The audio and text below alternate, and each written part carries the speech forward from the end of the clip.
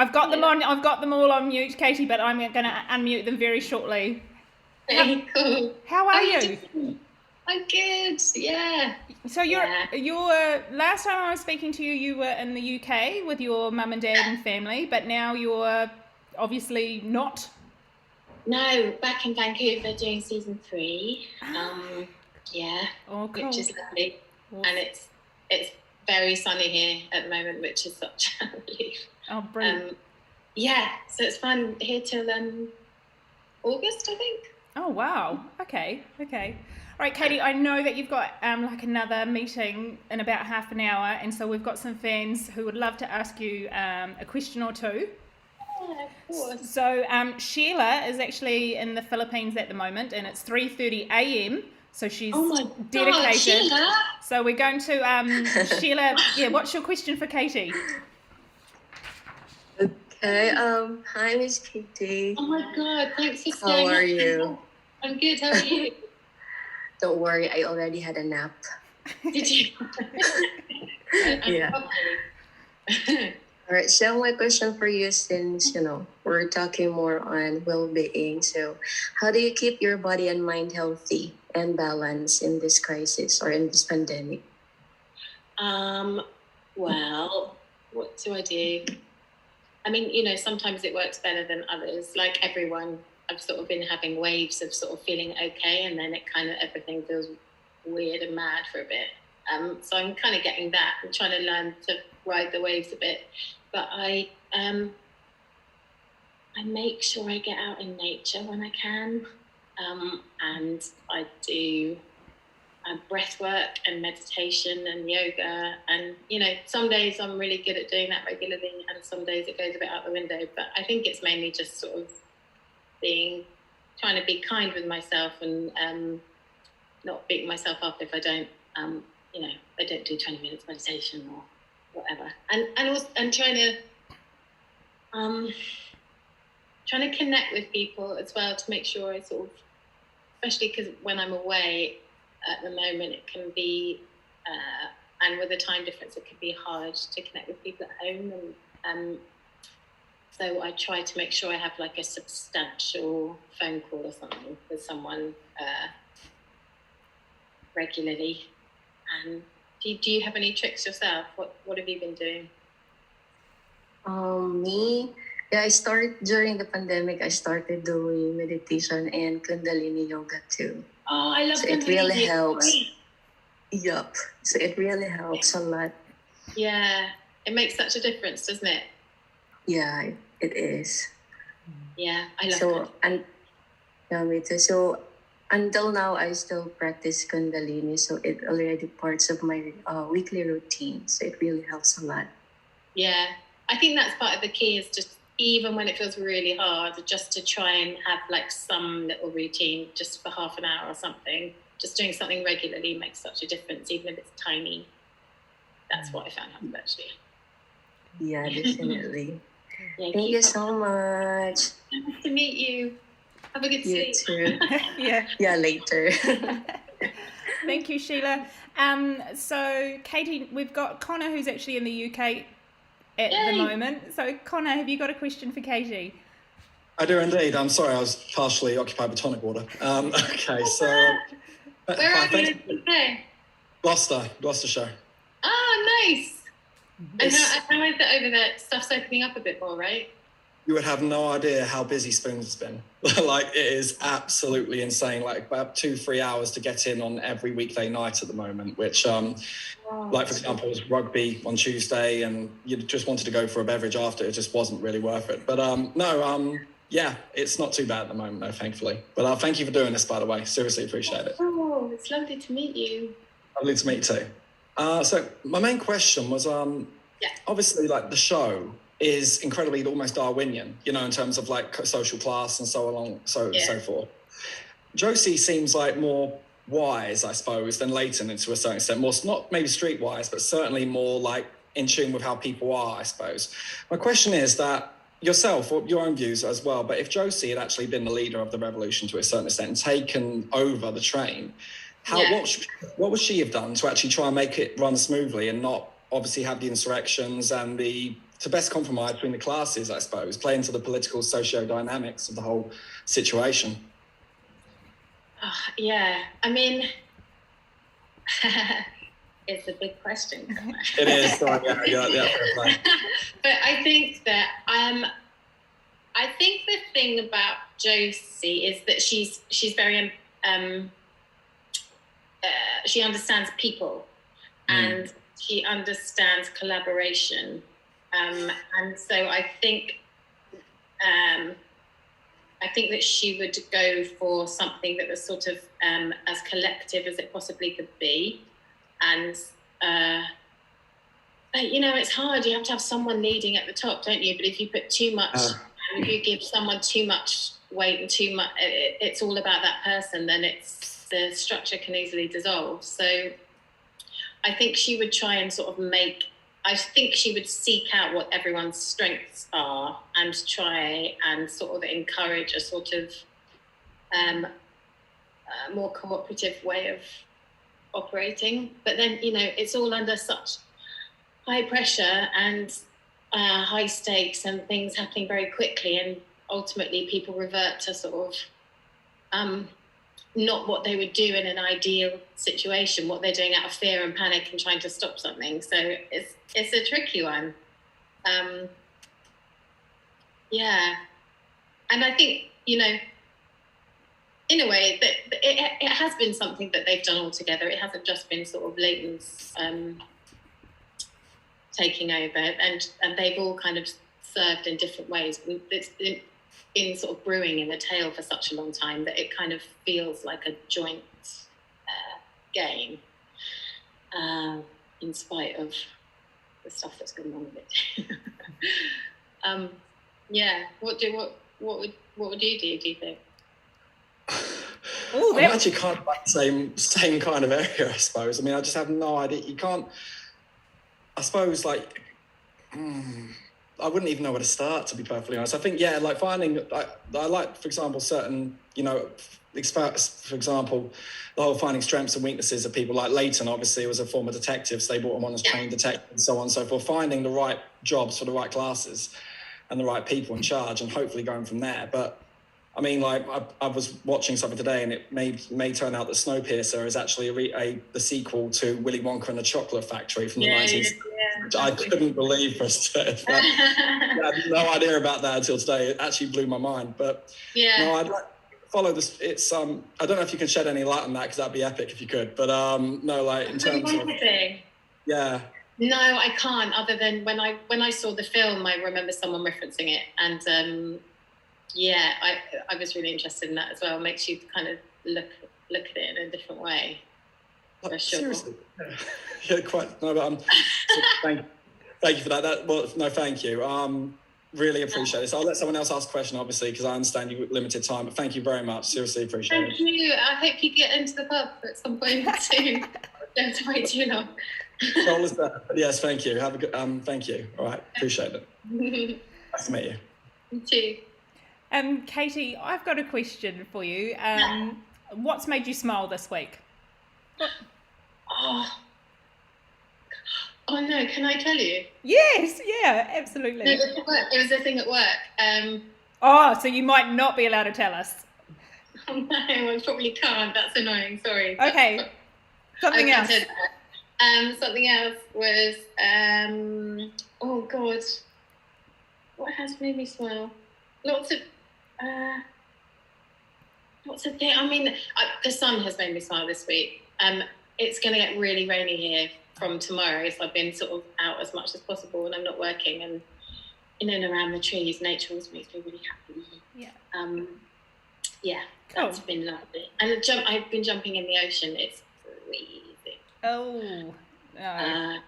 But you know, wakes you up. That's another good thing, actually. That's helped me in the pandemic. Like, jumping into natural cold water is a game changer. I'm a bit obsessed with it. Do you follow Wim Hof? I have done Wim Hof. I don't do his practice. I do one called Soma breathing, which is quite similar. Okay. That's really good. Or circular breathing. I do about 2 or 3 different ones, mix them up a bit. Yeah. But love it. Cool. Okay, so Katie, we've got Tarek, who's zooming in from Bosnia. So who's got some question for you. Yeah, first I would like to thank the hostess, Belinda, and thank everyone for coming here. And I would like to thank you, Katie, for giving us your time and so we can ask you some questions. I'm going to take a trip down the memory lane to 2015, where you got the role of a voice actress in my favorite video game, actually, Witcher 3 Wild Hunt, as the sorceress Kira Metz. And so my question, it has like 2 parts, but they're pretty short, so I believe you'll be able to answer it. Have you completed the Witcher 3 story? Have you ever played the Witcher 3 game? And what are your experiences if you did play the Witcher 3? Can you tell by my face that I haven't? I'm sorry. I haven't played it. I'm really sorry. I hope. My brother is a game. He commentates for games and like is amazing at them and obsessed. And I think he would be pretty mortified to know that I had never played. Do you love The Witcher then?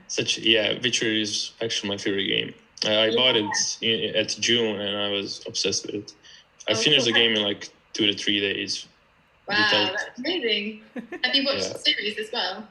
No, not yet. I'm waiting for season 2 to finish to come out so I can watch it. I don't like watching one season and then another. I just lose interest in the series. That's why.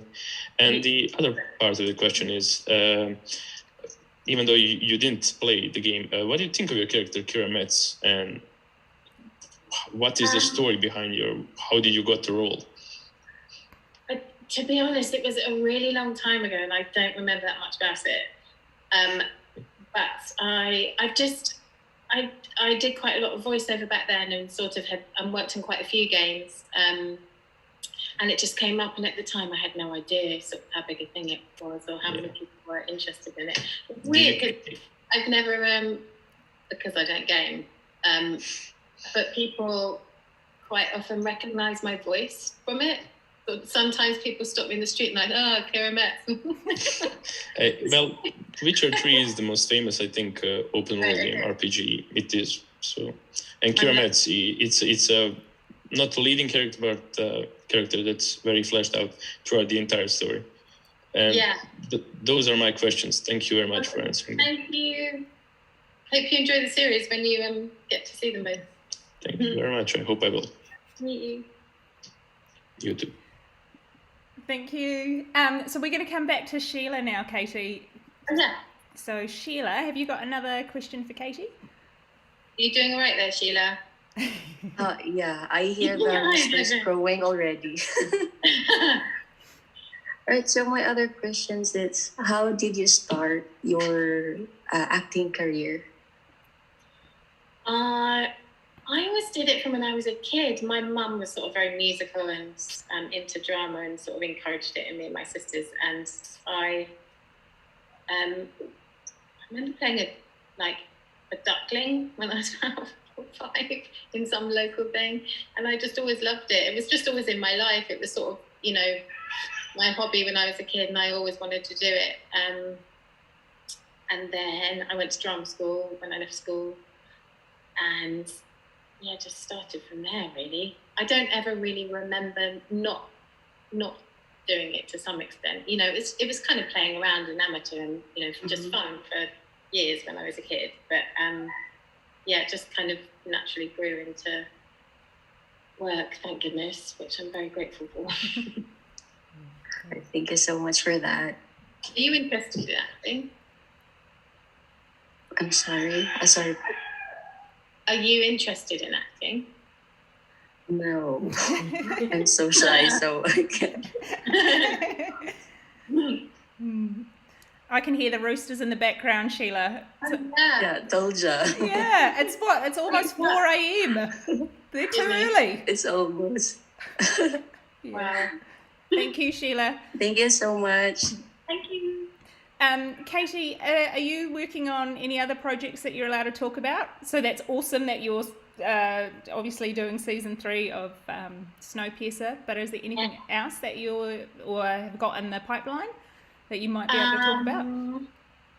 a couple of little things, a couple of things floating around that aren't definite at the moment, but I'm also, I'm kind of starting to do some of my own work, which feels exciting and nerve-wracking and, you know, a bit of a jump, but I feel really excited. I've been writing, so I'm sort of starting to get some of my own stuff set up, which it's exciting. If I leap into the unknown, and you know, but you got to give it a shot, haven't you, and do what feels exciting. Absolutely. So, yeah. Cool. Well, we will keep an eye out. Absolutely. So, Katie, we're going to go back to Connor. Yeah. Hello again. I didn't realise I was going to get asked another one. Thank you. Okay, so I had a couple of questions, but there's actually one that really, in the last, your last comment, Katie, that had me kind of really curious. What is your favourite musical? Because your mum was clearly quite musical. Yeah. A really hard one, I know. You know what? I've got a real soft spot for Threepenny Opera. Phantom of the Opera. The Threepenny Opera. Sorry? You know it? The Threepenny Opera. Or No. sometimes it's called the Beggars Opera.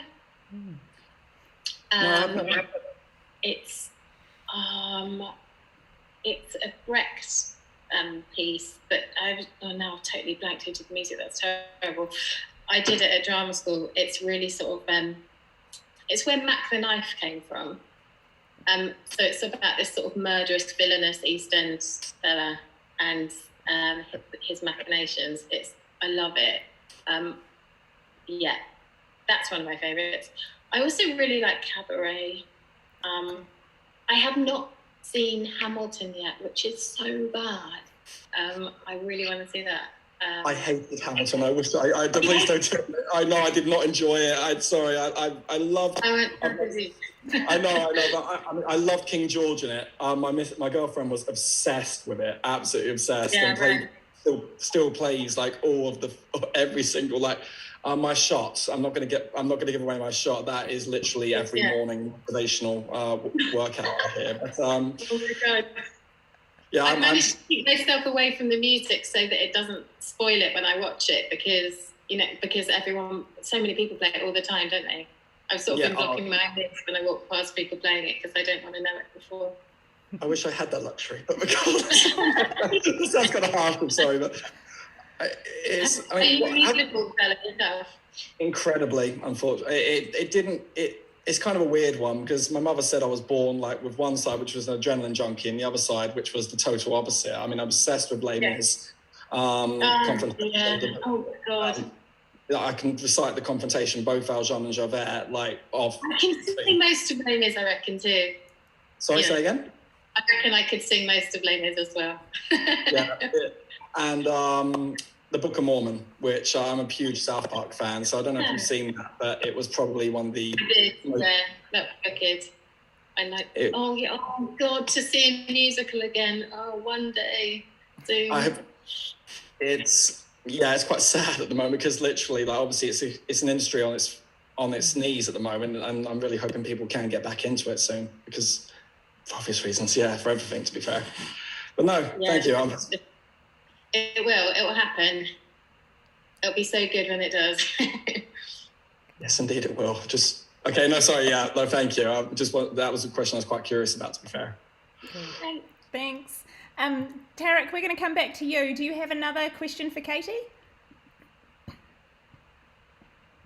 Oh, we'll just unmute you. There we go. Yeah, I was muted. Maybe a quick question, if I can ask right now. It's a fairly quick question. Yes, thank you. Before the filming of the Witcher 3 game and your voice acting, was the bar set up high? What did you expect out of the game of Witcher 3? Oh, sorry, I don't quite understand. What did I expect? Was the bar set high? Were there big expectations for the game? Was it too hyped, or I don't know how to formulate the question. Do you mean for The Witcher? Yes. I didn't get the chance to. When I saw that voice actress of my favorite character from The Witcher was on the interview, I was like, yes, I didn't get the chance to watch any other of your work, but I hope I will. Thanks. It's quite funny doing those the game things, because you're often not given, because there's lots of privacy and secrecy around the material. You're not given a lot of context for what you're doing. So I mean, sometimes on some of them you can end up not even knowing what game you're in. They're called sort of fake names and stuff, so that there's nothing gets leaked to anyone. So so I didn't. I think with The Witch, I didn't exactly know what I was getting into, because it was all sort of secret squirrels and undercover.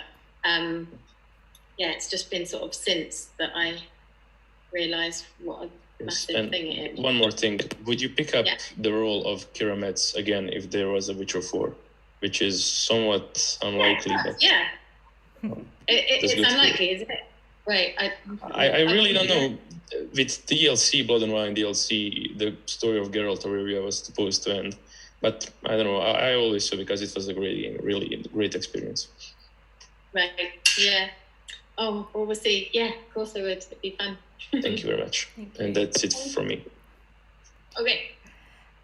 Katie, I didn't send you this question, so you might not be able to answer it. But did you have any idea that you would be coming back? Like, I was absolutely gutted. I almost didn't want to watch the show when I thought you had been killed off in series 1. Did you have any idea that you were coming back in season 2, or I don't know if you're allowed to answer that. So, yeah. Oh, I mean, yes, I did know, but I didn't know until quite late on, I don't think. Yeah. I'm trying to remember. I knew at the end of season 1 that I was coming back for season 2, yeah, but until kind of, it was quite late in the series, wasn't it? Yeah. So I maybe didn't know till probably about 3/4 of the way through filming season 1. We don't get scripts until maybe a week before we film. We don't get the episodes till about a week before we film, maybe 2 weeks before we film. Just the writers have got such a massive job to do, so they're writing sort of all the time and kind of making changes and keeping up. So sometimes we don't know much into the future either, which is actually a really helpful thing for acting, because you can't sort of second guess what's going to happen. Yeah. But no, I'm really glad I came back. As much as I loved filming that thing, it was very fun. I remember just on the Facebook feeds, everybody was just in disbelief that you. Yeah. So, but I knew it is. In season 2, when you were first shot and you were all bandaged up, I knew that it was you, and I was just so excited that you were back. So that was fun. Those burns were pretty intense to wear a lot. It was a crazy makeup, wasn't it? It was incredible. The makeup artist who did season 2 was brilliant. Quite a lot to wear that much prosthetics, sort of 12 hours a day. So how long does it take to get you kind of ready in the morning for a shot? That probably took about, I want to say maybe 2 hours, two and a half. It's quite nice meditative practice. It's kind of just sort of sitting there. You can kind of fall asleep a bit while it's being done. It's funny when it was the really intense burn stuff, I would find that people on set kind of, because it looks so shocking and sort of so painful, people would sort of come and talk to me really quietly and kind of like I was ill. Protect you. Sort of like be like, do you need anything? Because I think it's just that human thing of like seeing someone physically who looks that much in that much agony, you can't help but kind of, some part of you believe that that's true. So it was really interesting, sort of psychologically, sort of. Do you know when season 3 is set to? I actually haven't heard. Do you know when it's set to air? Coming out? Yeah. Don't know, to be honest. Okay. I haven't got a clue. Yeah. Yeah. Well, Katie, I know our time's up because I know you've got meetings. So I just thank you so much. I hope we can chat again. Yes. Yeah, and thank you to Lauren, who's part of your team, obviously, who helped set this up. Yeah. Thank you to Kate. Thank you to Karen and Shelly. So Karen and Shelly, they're always in the background helping out, and without them, I couldn't do this. And to everybody who got up early or late, thank you to your fans. So much. Staying up so late. Yeah. It's so nice to meet you all. Thank you. Cool. All right, Katie, we'll keep in touch. Yes, we'll do. Yeah. Okay. Keep safe and well. Thanks. Bye. Bye.